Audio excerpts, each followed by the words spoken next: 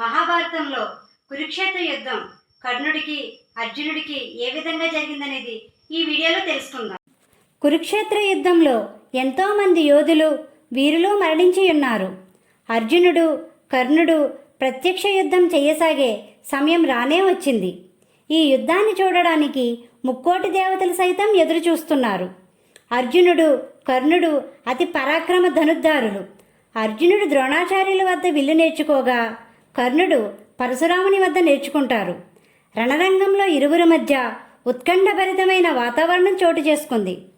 అర్జున కర్ణులు ఒకరి మీద ఒకరు అస్త్రాలు సంధించుకోవడం మొదలుపెట్టారు. ఇరువురి మధ్య యుద్ధం భయంకరంగా మారింది. అతి శక్తివంతమైన అస్త్రాలు వేయడం సాగారు. కర్ణుడు అర్జునుడిని వధించే దిశగా అతి ప్రమాదకరమైన విషపూరితమైన నాగాస్త్రాన్ని అర్జునుడి మీదకు వేయసాగాడు. ఈ అస్త్రము అర్జునుడిని పరాజితుణ్ణి చేసి ప్రాణాలు హరించగలదు.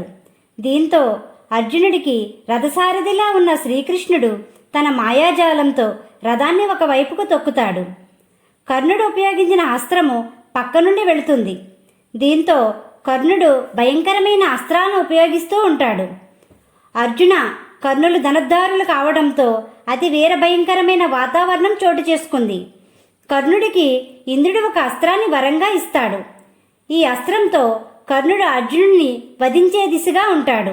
ఈ అస్త్రము యుద్ధరంగంలో శత్రువు ఎదురుగా ఉన్నప్పుడు పేరు స్మరించుకుని ఉపయోగిస్తే ఆ శత్రువు మరణం తథ్యం.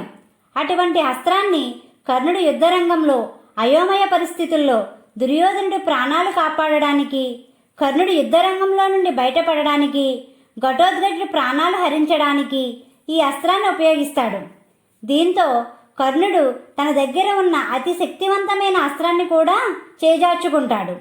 అర్జునుడికి శివుడు ప్రసాదించిన పాదుపదాస్త్రం అని కూడా అర్జునుడి వద్ద ఉంది. అర్జునుడు కర్ణుడు ఉపయోగించిన అస్త్రాలను ఉపసంహరించేవాడు. దీంతో కర్ణుడు కోపంతో అవివేకంగా యుద్ధం చేసే పరిస్థితి వచ్చింది.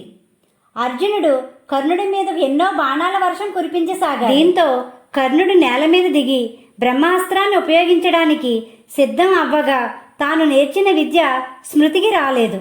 దీంతో ఏమీ చేయలేని అసమర్థుడిగా నిలవసాగాడు. అప్పుడు అర్జునుడు కర్ణుడికి కొన్ని గడియల పాటు సమయాన్ని ఇచ్చాడు. శ్రీకృష్ణుడి ఆదేశానుసారంగా అర్జునుడు దేవీ వరప్రసాదమైన ఒక అస్త్రంతో కర్ణుడిని వధిస్తాడు. కర్ణుడు అధర్మపక్షం చేరి యుద్ధం చేయడం ద్వారా అతి పరాక్రమ వీరుడైన కర్ణుడు తన ప్రాణాలు కోల్పోయే పరిస్థితి నెలకొంది. కర్ణుడికి అర్జునుడికి జరిగిన యుద్ధంలో కర్ణుడు తన విల్లు విద్యను ఎందుకు మర్చిపోతాడనేది నెక్స్ట్ వీడియోలో తెలుసుకుందాం. మా ఛానల్ని మొదటిసారి చూసినట్లయితే సబ్స్క్రైబ్ చేయండి. మా వీడియో కానీ మీకు నచ్చినట్లయితే లైక్ చేయండి, షేర్ చేయండి, కామెంట్ చేయండి.